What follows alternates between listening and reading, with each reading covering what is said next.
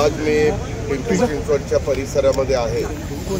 हर्डीकरांच्याकडे सध्या मेट्रोचा मेट्रोची जबाबदारी आहे, परंतु ॲडिशनल चार्ज PCMCचा दिलेला आहे आणि PCMCचे कमिशनरांना कुंभमेळ्याच्या करता नाशिकला ट्रान्सफर करण्यात आलेली आहे।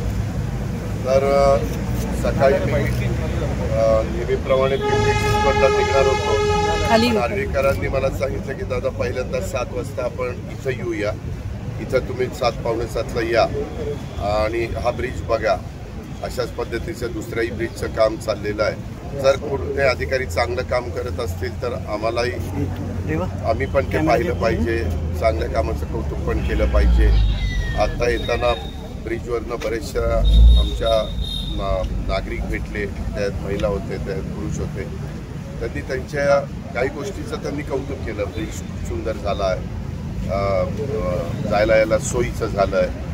बोलता बोलता आपण पलीकड पेठेत कधी गेलो ते कळत नाही, पेठेतनं जंगली महाराज रोडला आलेलं कधी कळत नाही, अशा प्रकारे। परंतु नदीचा भाग हा अधिक चांगला करावा। थोडंसं भटक्या कुत्र्यांच्याबद्दल त्यांनी तक्रारी केल्या, समाजी पार्कच्या अस्वच्छतेच्या बद्दलच्या तक्रारी केल्या।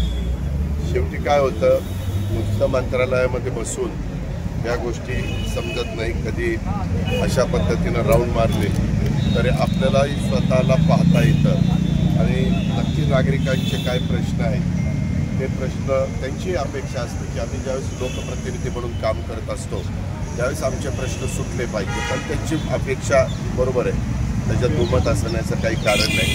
त्याच्यावर काहींचं त्यांनी कौतुक केलं, पण काही चांगल्या सूचना देखील केल्या। कुठं काहींनी सांगितलं की थोडंसं आम्हाला ओपन जिमच्या करता किंवा मुलांना लहान मुलामुलींना खेळण्याच्या करता अशा काही स्पॉट डेव्हलप झाले तर खूप चांगलं होईल। मला बारीक पकडायची सवय आहे, त्याच्यावर मला जे काही जाणवलं ते पण मी हर्डीकर आणि त्यांच्या टीमला लक्षात आणून दिलं। तर त्यांनी सांगितलं की पुढच्या जवळच आम्ही दुसऱ्याही ब्रिजचं काम चालू आहे, ते साधारण डिसेंबर एंडपर्यंत होईल। ते चालू ते पूर्ण झाल्यानंतर तिथं त्याच्यातल्या ज्या काही किरकोळ त्रुटी आहेत दुरुस्त करायचा निर्णय घेतला। विळे पुलाच्या संदर्भामध्ये फार जुने पूल आहेत। मागे तुम्हाला आठवत असेल, महाराष्ट्रामध्ये काही बाबतीमध्ये दुर्घटना घडल्यानंतर असं कळवण्यात आलेलं होतं प्रत्येक महानगरपालिकेला, PWDला आणि सगळ्यांना ज्यांच्या एरियामध्ये जे ब्रिजेस आहेत, मग PWDच्या मालकीचे जे असतील ते PWDच्या अधिकाऱ्यांनी त्याचं स्ट्रक्चर ऑडिट करावं। जिथं कॉर्पोरेशन असेल तिथं कॉर्पोरेशनच्या कमिशनरांनी त्याचं स्ट्रक्चर ऑडिट करून घ्यावं। कारण आपल्याला माहिती आहे हे आता ब्रिजेस इतके उंच केलेले आहेत, किती नदीला पाणी आलं तरी लोकांना कुठलाच पाण्याचा त्रास होणार नाही, त्याबद्दलची काळजी हर्डीकर आणि त्यांच्या सगळ्या टीमनी घेतलेली आहे।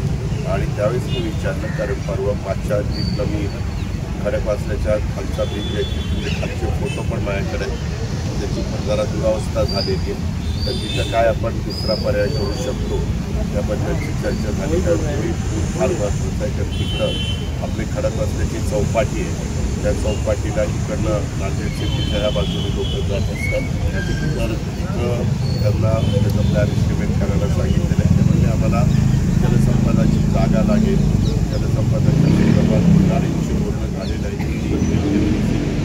पण मला त्याच्याबद्दल साहेबांशी पण बोलावं लागेल। ते त्यांच्याशी बोलणारे एकदा एक्झॅक्ट किती जागा लागते, कारण गव्हर्नमेंटच्या एखाद्या कामाला म्हणजे नागरिकांचं काम म्हणजे सरकारीच काम असण्यासारखं आहे, त्या सार्वजनिक कामाला सरकारी कुठली जागा लागली तर अडचण येत नाही, खाजगी जागा असेल तर ॲक्वायर करण्याचा प्रश्न येतो।